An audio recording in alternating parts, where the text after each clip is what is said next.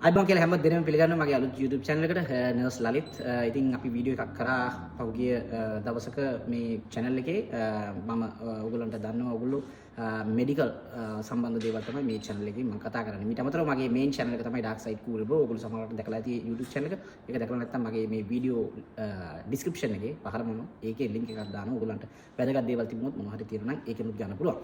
හරි. අද අපි කතා කරන්නේ ගිය සති කතා කරා ගිය වීඩියෝ එකෙන් මොකද්ද මේ දරුවෙක් හම්බෙන්න ඉන්න එහෙම නැත්නම් ළමෙක් හම්බෙන්න ඉන්න මවක් පසු කරන ස්ටේජස් ඒ කියන්නේ අපි කිව්වොත් ප්‍රෙග්නන්සි එක සිද්ධ වෙන්න කලින් ඒ කියන්නේ ළමයා ඩෙලිවරි එක සිද්ධ වෙන්න කලින් ප්‍රෙග්නන්සි පීරියඩ් එක තුල ෆස්ට් ට්‍රයිමස්ටර් සෙකන්ඩ් ට්‍රයිමස්ටර් තර්ඩ් ට්‍රයිමස්ටර් කාලය තුල ඔයගොල්ලෝ සැලකිලිමත් වෙන්න ඕන දේවල් මොනවද ඒ කාලයන් තුල මොනවද ඔයගොල්ලන්ගේ ශාරීරියේ ඒ කියන්නේ අම්ම කෙනෙක් නම් ඒ ශාරීරියේ වර්ධනය වෙන දේවල් ඒත් එක්කම ළමයාගේ ඩෙවලොප්මන්ට් එක ගැන අපි කෙටියෙන් කතා කරා. අපි දීර්ඝව කතා කරන ඉදිරි වීඩියෝ වලදී එක එක මාතෘකාව යටතේ. ඉතින් අද කතා කරනවා මෙන්න මේකෙම කොටසක් විදිහට ප්‍රී එක්ලැම්සියා කියන තත්ත්වය. ඒ කියන්නේ ප්‍රී එක්ලැම්සියා කියලා කියන්නේ සාමාන්‍යයෙන් සති 20කට පස්සේ ඇති වෙන්න පුළුවන් සංකූලතාවයක් ප්‍රෙග්නන්සි පීරියඩ් එක තුල. අනිවාර්යෙන් ඒක ඇති වුණොත් ඔයා අනිවාර්යයෙන්ම ට්‍රීට්මන්ට් ගැනීම වැදගත් වෙනවා. ඔයා දන්නේ නැති කෙනෙක් නම් ඒ තත්ත්වය මොකද්ද කියලා අපි අද බලමු. ප්‍රී එක්ලැම්සියා කියලා කියන තත්ත්වයේ තුලදී සාමාන්‍යයෙන් ඔයගොල්ලන්ගේ රුධිරයේ ප්‍රෙෂර් රුධිර ප්‍රෙෂර් එක වැඩි වෙලා. ඒ කියන්නේ අපි කියන එකට බ්ලඩ් ප්‍රෙෂර් එක වැඩි වීම තුල යූරින් එක ප්‍රෝටීන් යනවා. සාමාන්‍ය කෙනෙකුගේ නම් යූරින් එක ප්‍රෝටීන් යන්න බෑ. ඒ කියන්නේ ඒකට කිඩ්නි වල ප්‍රශ්නයක්. සාමාන්‍ය ප්‍රෙග්නන්සි පීරියඩ් එකේදී ඉතා සුළු ප්‍රමාණයක් යන්න පුළුවන්. නමුත් ඒක ප්‍රමාණය වැඩි නම් ඒ තත්ත්වය ටිකක් සුව කරගන්න එහෙම නැත්නම් ඒ තත්ත්වය ටිකක් හොඳ නැති තත්ත්වයක් වෙනවා ප්‍රෙග්නන්සි පීරියඩ් එකේදී. ඒතකොට මෙන්න මෙතනදී බ්ලඩ් ප්‍රෙෂර් එක වැඩි වීමත් එක්කම මේ යූරින් වල ප්‍රෝටීන් යාම අපි හඳුන්වනවා ප්‍රී එක්ලැම්සියා කියන තත්ත්වය. ඇයි එහෙම වෙන්නේ? එහෙම වෙන්නේ සාමාන්‍යයෙන් ඒ නිශ්චිත හේතුවක් නැති වුණත් මේ මව සහ දරුවා සම්බන්ධ වෙන ප්ලැසෙන්ටා එක කියලා කියනවා මේ කෝඩ් එක. මේ ප්ලැසෙන්ටා එක එකේ තියෙන බ්ලඩ් වෙසල්ස් වල මොනවා හරි අසාමාන්‍යතාවයක් එහෙම නැත්නම් ඒක අසාමාන්‍ය වර්ධනයක් වීම හේතුවෙන් මේක සිද්ධ වෙන්න පුළුවන්.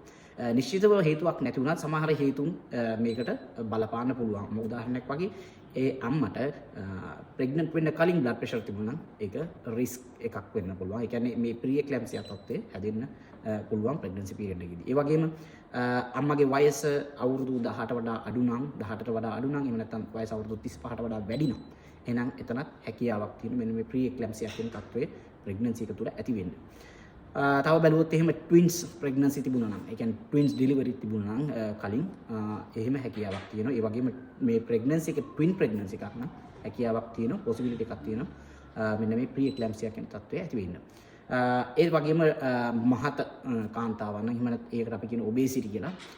ඒ වගේම ඩයබටිස් තිබුණා නම් ඒ කියන්නේ මේ ප්‍රෙග්නන්සි පීරියඩ් එකත් එකේ එන්න පුළුවන් දියවැඩියා තත්ත්වයක්, తాවකාලික දියවැඩියා තත්ත්වය ගැන මම කතා කරා කලින්. අන්න ඒ වගේ අවස්ථාවකදී වුණත් මෙන්න මේ ප්‍රශ්නය එන්න පුළුවන් ප්‍රී එක්ලැම්සියා කියන තත්ත්වයේ එන්න පුළුවන්. ඒක අනිවාර්යයෙන්ම ට්‍රීට්මන්ට් ගන්න ඕනේ. එහෙම නැත්නම් මේ ප්‍රී එක්ලැම්සියා කියන තත්ත්වය නැවත තව ලොකු කොම්ප්ලිකේෂන් එකක් දක්වා යන්න පුළුවන්. ඒකට අපි කියන එක්ලැම්සියා කියලා. ඒ කියන්නේ යූරින් එක ප්‍රෝටීන් යනවා වගේම බ්ලඩ් ප්‍රෙෂර් එක වැඩි වෙනවා වගේම ඊට පස්සේ එන දේ තමයි ෆිට් එක හැදෙන එක. ඒ කියන්නේ අපි කියනවා සෙයිසර් කියලා. මේ මෙඩිකල් ටර්ම් එක සෙයිසර්. අන්න ඒ වගේ වෙලාවට ඒක ප්‍රශ්නයක් වෙන්න පුළුවන්. ඒ ප්‍රශ්නේ වළක්ව ගන්න එහෙනම් මේ ප්‍රී එක්ලැම්සියා කියන තත්ත්වය ඇති වුණොත් ඒකට ප්‍රතිකාර ගන්න අවශ්‍යයි. හරි, එතකොට මෙන්න මේ වගේ තත්ත්වයක්ද ඇති වෙලා තියෙන කියලා කොහොමද හඳුනගන්නේ? හඳුනා ගන්න පුළුවන් අපි මුලින්ම බලමු බ්ලඩ් ප්‍රෙෂර් එක වැඩි වෙනවා කියලා කිව්වා. එහෙනම් බ්ලඩ් ප්‍රෙෂර් රෙගියුලර්ලි චෙක් කරගන්න ඕනේ. ඔයා දරුවෙක් ලැබෙන්න ඉන්න කෙනෙක් නම් සති 20කට වාගේ පස්සේ අනිවාර්යයෙන්ම චෙක් කරගන්න ඕන. මොකද ප්‍රෙෂර් එක නිතර වැඩි වීමක් වෙනවා. සාමාන්‍ය බ්ලඩ් ප්‍රෙෂර් එක සාමාන්‍ය 120 80 නේ ওই රේන්ජ් එකේ යන්නේ. අපි 145 150 160 ඔන්න වගේ තත්ත්වයක් යනවා නම් ඒක ඔයාලට මනින්න මෙෂර් කරන්න පුළුවන්. ඩේලි ඔයා බ්ලඩ් ප්‍රෙෂර් chart එකක් මේන්ටේන් කරන්න ඕනේ ගෙදරදී. ඒතර වෛද්‍යවරයා ගාවට ගියාම වෛද්‍යවරයාට පේනවා උදේ බ්ලඩ් ප්‍රෙෂර් එක කීයද, දවල් කීයද, හවස කීයද, ඒ අනුව ඒක ට්‍රෙන්ඩ් එකක් තියෙනවද, ඒකට ට්‍රීට්මන්ට් අවශ්‍යද කියලා. ඒත් එක බැලුවාම බ්ලඩ් ප්‍රෙෂර් එක වැඩි වෙනකොට මොකද වෙන්නේ? හෙඩේක් එකක් එනවා. සිවියර් හෙඩේක් එකක්. මේක යන්නේ නැහැ, නවතින්නේ නැහැ. එහෙනම් පර්සිස්ටන්ට් හෙඩේක් එකක් එක්ක බ්ලඩ් විෂන් එකක් එන්නත් පුළුවන්. ඒ කියන්නේ විෂන් එක නිකන් මේ බොඳ වෙලා යන වගේ එහෙම ගතියක් එන්න පුළුවන්. හෙඩේක් එක තියෙන්න ඕනේ. එතකොට මේක අර ප්‍රී එක්ලැම්සියා තත්ත්වය වෙන්න පුළුවන් කියලා හඳුනගන්න පුළුවන්. ඒත් එක්කම තවත් විදිහට බලුවොත් මොහුන, අතපය, කකුල් අසාමාන්‍ය විදිහට ඉදිමීම තියෙන්න පුළුවන්. අන්න ඒ කියන්නේ යූරින් වලින් ප්‍රෝටීන් යනවා නම් එහෙම අසාමාන්‍ය විදිහට ඉදිමීම තියෙනවා. ඒත් එක්කම එහෙම ඉදිමුණා කියන්නේ ෆ්ලුයිඩ් ඇඟේ වතුර ප්‍රමාණය වැඩි වෙලා තියෙනවා. ඒ කියන්නේ එළියට යන්නේ නැහැ. එහෙනම් මුත්‍රා යන ප්‍රමාණය අඩු වෙන්න පුළුවන්. ඒ කියන්නේ මුත්‍රා යන ප්‍රමාණය අඩු වෙනවා. ඒ කියන්නේ ඇඟේ වතුර ඉතුරු වෙනවා. ඉදිවීම පෙන්නුම් කරනවා. මෙන්න මේ නිසා ඔයාලට හොයාගන්න පුළුවන්. මෙන්න මේ දැන් මම ඉන්නේ සති 20න් පස්සේ ප්‍රෙග්නන්සි එකේ. එතකොට මට මේ තත්ත්වයද දන්නේ නැහැ තියෙන්නේ. අනිවාර්යයෙන්ම ඔයාලට මේක වැදගත් වෙන්න පුළුවන්. දැනුම තියෙනවා නම් වෛද්‍යවරයෙක් ගාවට ගිහිල්ලා මේක කිව්වට පස්සේ ඔයාලට කියන්න පුළුවන් මට මෙන්න මේ දේවල් ටික තියෙනවා කියලා. ඒකට ඒක කියපු ගමන් වෛද්‍යවරයා දන්නවා ඔයාලට ප්‍රීක්ලැම්සිය තත්ත්වය තමයි තියෙන්නේ. ෆිට් එක එන්න කලින් මේක වළක්ව ගන්න ඕනේ කියන එක අදහස වෛද්‍යවරයාට එහෙමම එනවා. ඔයා ඔක්කොම විස්තර ටික හරියට කියනවා. ඒත් එක්කම ඔයාගේ බර වැඩිවීමක් වෙන්න පුළුවන්. මොකද ඉදිවීම වැඩිවීම තුළ කොහොමත් ඔයාගේ ප්‍රෙග්නන්සි එකේදී බර වැඩිවීම සාමාන්‍ය විදිහට සිද්ධ වෙනවා.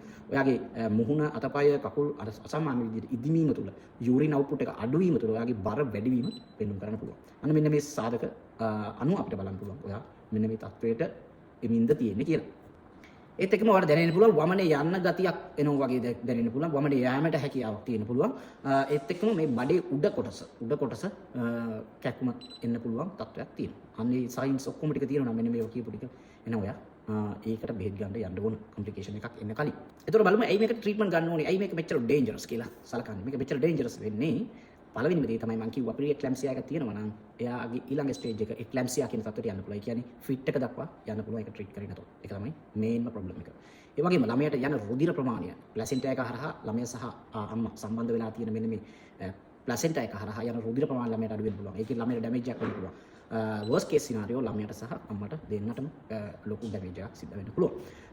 ඒත් එක්කම අම්මගේ කිඩ්නීස් වලට එහෙම නැත්නම් liver වලට තියෙන blood perfusion එක අඩු වෙන්න පුළුවන්. ඒ කියන්නේ blood pressure එක වැඩි වුණාම ඒවා හරියට function වෙන්නේ නැතුව organs failure එකකට අම්මා යන්න පුළුවන්. ඒ හරහා ළමයට රුධිර ප්‍රමාණය අඩු වෙලා ළමයට fetal death එකක් සිද්ධ වෙන්න පුළුවන්. හරියට මේක වළක්ව ගන්න කරන්න ඕනේ මොනවද? urine test කරන්න ඕනේ, blood pressure check කරන්න ඕනේ. ඒවා regularly අකණ්ඩව එහෙම නැත්නම් කරගෙන යන්න ඕනේ. prenatal visit එක අනිවාර්යෙන් එන්න කියලා තියෙන දවස්වලට යන්න ඕනේ මිස් කරන්න නැතුව. මොකද මිස් වුණොත් සමහර වෙලාවට වාගේ තියෙන disease එක මිස් වෙන්න පුළුවන්. මෙන්න මේ තත්ත්වයන් කරගෙන යනවා නම් හොඳට hydration එක ගන්න ඕනේ. ඒ කියන්නේ හොඳට වතුර බොන්න ඕනේ. එහෙම rest එක හරි අවශ්‍යයි. වතුර බොන්න ඕන.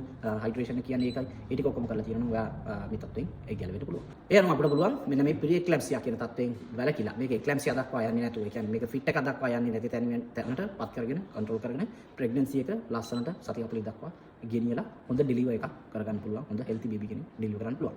එහෙනම් අපි නැවත වීඩියෝ එකකින් නැවත හමු වෙනවා. තවත් disease එකක් ගැන කතා කරලා අපි eclampsia ගැන ඊළඟට කතා කරන්න බලමු. මේකට කමෙන්ට් දාන්න මොකද්ද ඕගොල්ලන්ට ඔයාලට අවශ්‍ය මෙඩිකල් ප්‍රොබ්ලම් එක. ඔයා මේක බලන කෙනෙක් කාන්තාවක් නම් ප්‍රෙග්නන්ට් වෙලා නම් ඉන්නේ මොකද්ද ඔයාලට තියෙන ප්‍රශ්නේ? ඒ ප්‍රශ්නේ කමෙන්ට් කරන්න. එතකොට ඒ හරහා මට පුළුවන් වීඩියෝස් අරන් එන්න ඔයාව දැන්වත් කරන්න. නැවත වීඩියෝ එක නැවත හමු. සුවදා සක් ජය වේවා.